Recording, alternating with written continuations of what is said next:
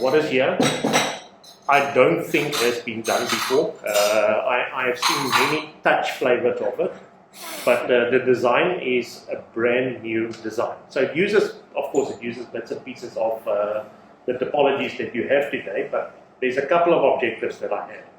The first one is it needs to be modular in a way that you can start somewhere and then grow it as your pocket grows or as your wife agrees or whatever your preference is to negotiate for that. But it should be modular that you can build it out. It should also be, in one way or another, it should be cost efficient to run so that you still have the high-end experience, but it should have the efficiency that you can run. I mean, everybody with tube amps, you would know if you run it 24/7, after a month and a half, you're going to pay again. So the result is what you see here. So this is the first iteration. So in the center, you have, it's a unit on its own, it's a power amplifier.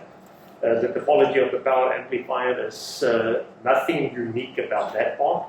It uses, similar to what you would see in most guitar amps, it uses a 6V6 tube. Input is a 6SN7 tube, so very stock standard. The difference is to get the drive out of it. I use two of them in parallel, so not a push-pull, so people wouldn't confuse it because there's two to the side. It's a push-pull configuration. It's not. They are in parallel, so they push together, not opposing like push-pull. And that makes about 3.5 watts. It's got a speaker jack in the back, plug the speakers in, you play. It's an amplifier on its own. What I have done there is to have the ability to tap out of that and add to that additional units with only power tubes of choice. So right now I have two that I tried, the one GS 300B. You'll see people think it's a monoblock, but it's only a tube, right? To be a monoblock, you need the input, you need a driver, and you need the output tube. This has only got the power tube on its own. This is just a rectifier to rectify DC that you need for the side. So everything is coming from there, and I just add the power tube. Similar to that side as well. So what that allows you to do is quite interesting.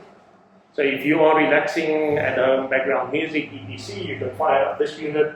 You can put a switching box on the speaker terminals, listen to the center one, low power 3.5 watt background music. In this, I actually bought the tubes from a local person.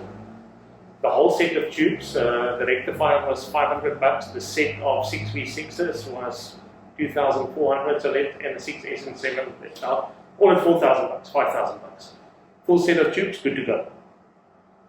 The unit on the outside, just the power tubes alone, is like anything between 15,000 and 50,000, depending on what you want to spend. So you cannot run that 24/7, but this allows you that flexibility that you can still listen whenever you want to, but if you want to sit down and enjoy a good whiskey or whatever the case might be, you can go to the outside and have the full experience. What will be changing in the future? So I had this thing in my brain for quite some time. I wanted something simple. There's a Model 1, a Model 2, and a Model 3. So that implies there should be one thing, two things, three things. Right now you can see there's three things, so obviously there should be a Model 3. Model 1 you can buy. If later on you want to upgrade, you buy a second one, you buy a third one. Doesn't quite work with this topology, so what I'm changing is I'm combining the two outside ones into a single unit. So that will become, what you're listening to now is actually a Model 2. So the combination of this two, just in a single chassis, that will be a Model 2, and then a Model 3. That you can take that one that you added, put it to the left or to the right, and buy a second one, put that on the other side, and then you have double the power of what these can give. That will be 18 watt per unit, also in parallel. So it gives you a lot more flexibility. So Model 1, you have 3.5 watt, very basic unit. Then you can add a Model 2, it will give you 9 watt per channel. Then you can add a second Model 2, and that will give you 18 watt. So that's what makes it unique. You can roll around it. I mean, obviously, I think most of you have seen the bolts on the stuff that I use. I used mostly Japanese parts where possible, and German parts, just a preference around availability. I like the Danish or the Swedish parts as well, but a lot of that stuff is impossible to get by now. That's the summary. If there's any questions, otherwise, Paul, if you want to just talk a little bit about. Thanks. Oh yeah, the transformers. These are Japanese iron. So I do two versions. These are the more cost-effective version. They also do the special cores, special windings if you want all of that. But unfortunately, you know the cost. So when you build these things, the cost goes into two things, right?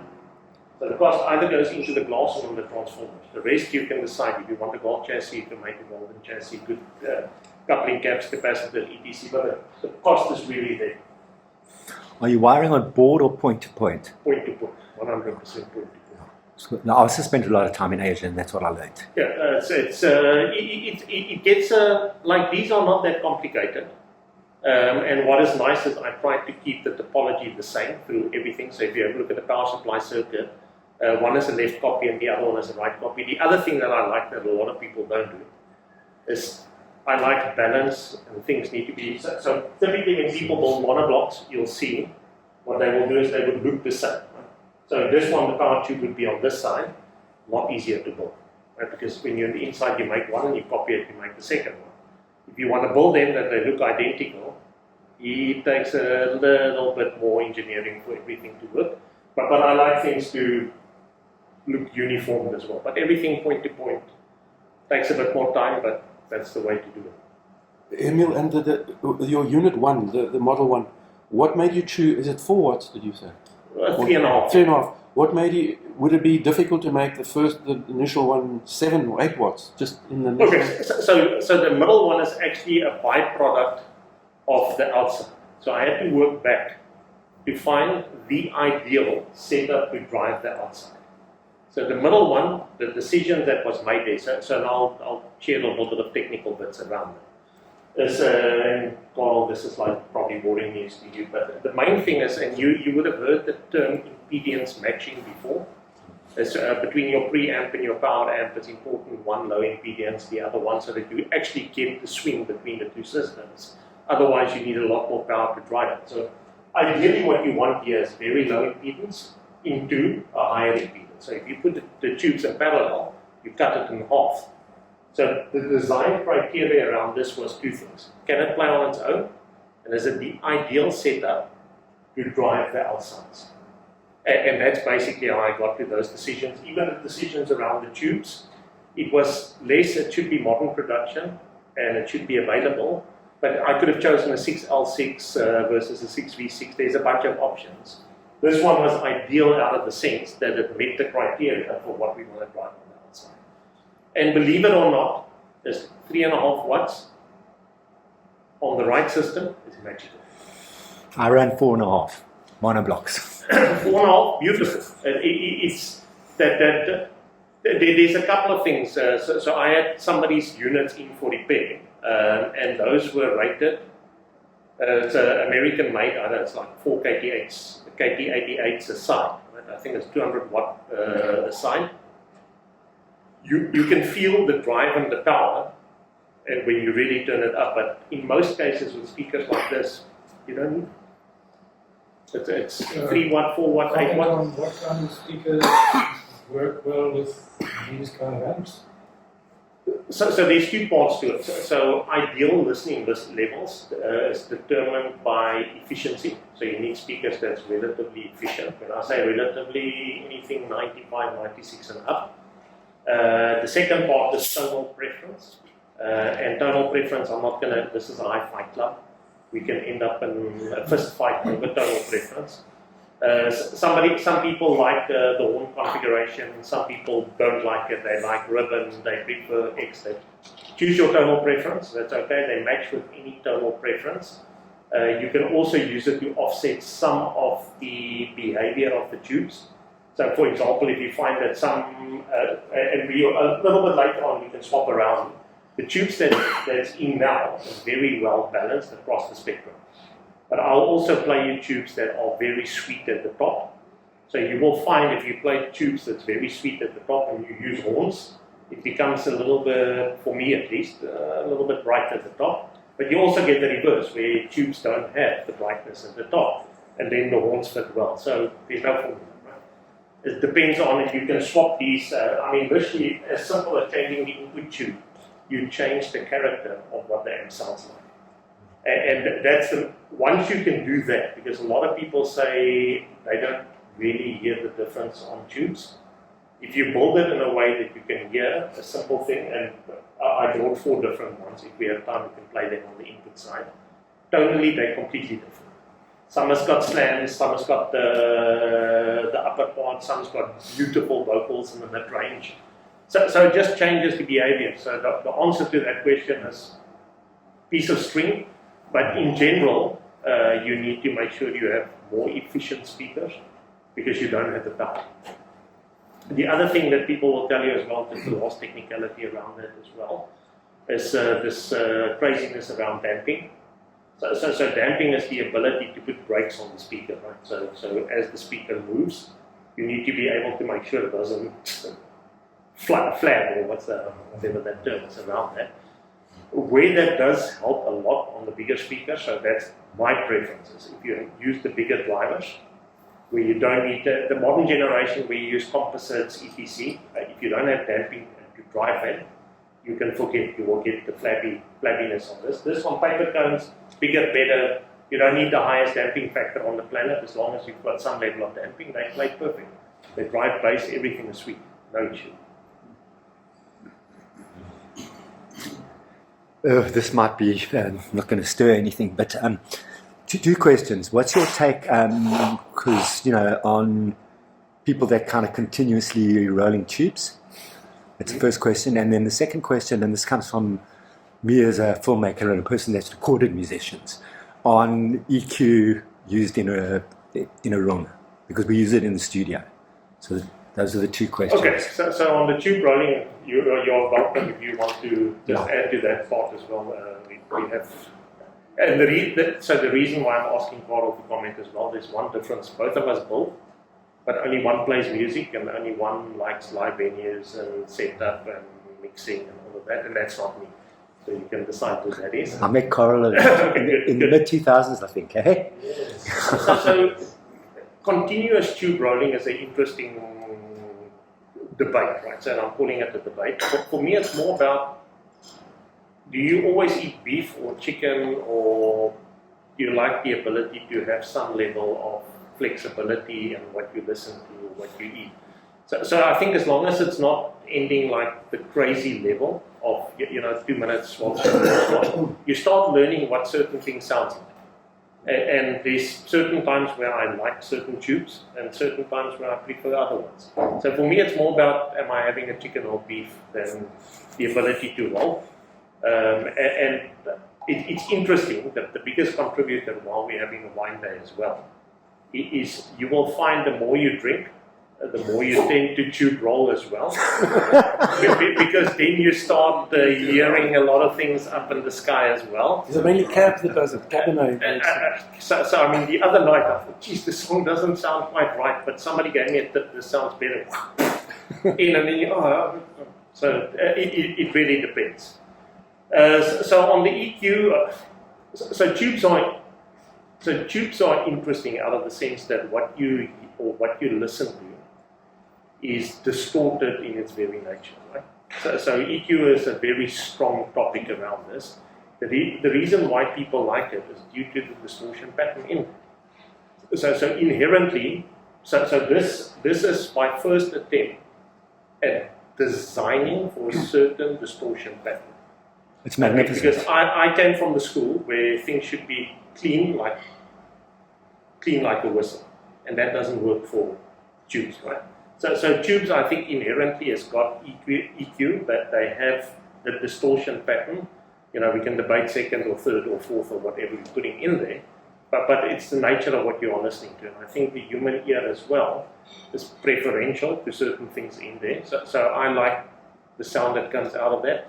Other than designing for the inherent distortion in there, I wouldn't put EQ in. I like also everything to play but perfect, however it came. Some things sounds great, some things, and you all know that, right? You have certain songs that sound magic and some that sounds like crap. That's how they were recorded. You listen to them however they come.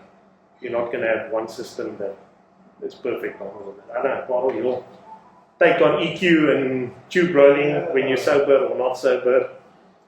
Yeah, it's a hard one. I mean, even just last night, I put this amp on I built this amp, and the tube's character also changes with time, so it's quite dramatic actually. I mean, you leave something on, and it looks, when you switch it on, it looks out of spec or something looks strange, and then you leave it on for 12 hours, and then suddenly everything has changed. So I think tube rolling is important to get it, but I don't really roll that much. I roll it till I get a good sound, and then I usually stay with it. I can understand, because if you listen to your jazz, I listen to check some classics on another amp, and everything's fine. You listen to all the compressed music, it's sounding fantastic. And then I had this cello group, and suddenly I just heard distortion in the amplifier. So sometimes you could actually have an amp and everything sounds good, but a certain recording, you're going to pick up something, and then ultimately if you roll something or change the tubes, maybe that's going to fix it. So there's a bit of that. So I presume you need basically a single-ended amp in your office, and a push-pull in the sitting room, and a low power amp in the kitchen, and another one in the loft, and then you walk around with your CD and work out which system works the best. So ad infinitum, I don't like EQ. I don't like insertion between source and loudspeakers. So keep the amps as simple as that. Yeah. And I would rather fix the room with curtains or positioning of the speakers. That's I would say, the EQ. Whereas when I'm mixing desk, I'm doing a live band, I tweak the parametric equalizer to give me the response I want out of the it's also it's a lot harder than moving the live venue around. I just want to add to it. So what I've been doing recently is when master tapes and stuff are lost in this country, a lot of the transcription, either of a perfect vinyl or a tape or whatever, comes to me. I've recently just done a tape. I can't say what it is just yet, but it was early punk. It was recorded in 1978 at the Cape Technicon. The tape was found, and and I had to rescue it. So what I have in my room is I have a rotary mixer, and I've become a bit addicted to it. So sometimes I do hear something and it goes into the chain. But there's times where I'm like, I need a bit of this, and then often I'll get like a younger person in, because our ears are all different, and I'm nearly 60. So I might have like, say, a 26 or 28-year-old, and I'll say, go up to the mixer and, tweak it with your ears. So I kind of get a balance, because, our frequencies and that are different. It's interesting. My daughter thinks I am insane. Because when we do hum testing, so obviously I measure it on the meter, right? So to make sure I'm below certain levels, which I know would be audible. But also, just sticking your ear on a very high efficient speaker, you should be able to determine what that sounds like. But the problem is, the older you get, the more acceptable hum you get. So we had like 2 weeks back, I called my daughter in for final QA, and she gave me the point, what do you want me to do? I said, do you why? So where I could hear hum, right? If I put my head inside the tweeter, right? Where you are standing now, she said, but can't you hear it? And I'm like, no, I can hear it. And literally, we went up the frequency range, right? Like at 16K, it was impossible. She said, yeah. Sure. So there's a difference between 60 and 13. And just on Carl, what you were saying, on distortion that you can hear in systems. So I had somebody over to come and listen, and we went to go and see Dan Patlansky at Clubn, and he played a rendition of Little Wing. And I never used to be a fan of that guy that's from Seattle, where Little Wing came from. So I found a version of Stevie Ray Vaughan, Little Wing.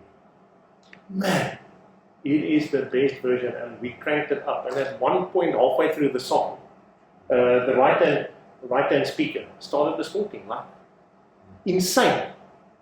And I played the song 2 or 3 times just at that specific point.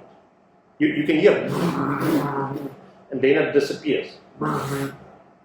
People with that button, actually I should point to you, people with that button, when that thing was recorded, I went to listen to it in the car. Yeah. It's the recording, it's not the system. But you could hear that the guy standing in the back, it started distorting and he tweaked it a little bit and it was normal. Yeah. And I thought, geez, what's wrong with this chick cable? Mixing desk. Can I just the wattage you want from 3 to 4 watts to 8 watts, and then maybe build on more. So how do you decide how many watts do you really need ideally? How do you? Look, so the answer, there's no ideal. It depends on what you match to, but you want something that at a certain efficiency level people can listen adequately to. And I would say anything below 5 watt becomes tricky. Unless you have a highly efficient speaker. Okay, and the top 5 watts too. The sky is the limit because you can change on speaker configuration. But anything above 5, if you've got the right speakers, it's perfect. The problem is, and I think here you have a low power system. I have 2 watts. Okay, into right. a 107. Okay, so now Not much better than that. so now the problem that you have is that unfortunately some of the best sounding tubes, like the best sounding tubes, are very low wattage. So I think you start running into a limit. So like the Ongakus and all of those that uses 211s, 845s, those tubes are 807s, or they're nice, but they're not the same as the low power tubes. So the 45s, the Type 50s, the 300Bs, 2A3, they're very renowned for the mid-range. And we'll play an example on what mid-range sounds like. It is just, when you hear it, you lose it on the bigger one. So it's not just about wattage. Yeah. So what would you be hoping to gain when you go to your phase 3 with more power? on the Lower sides? efficiency on the speakers. Different speakers. You can Different choose speakers. from. So you can get away. Now I would not go like 98, 100, but like the pair of speakers that I really like to try and get work with this is like 95, 96. And it's okay for normal listening, but if you find something you really like and crank it, Okay. unfortunately you run out of steam. Okay. Wat sê efficiency is hierdie en kan ons miskien luister van hierdie central unit en dan die hele setup. Ons kan as wat tyd is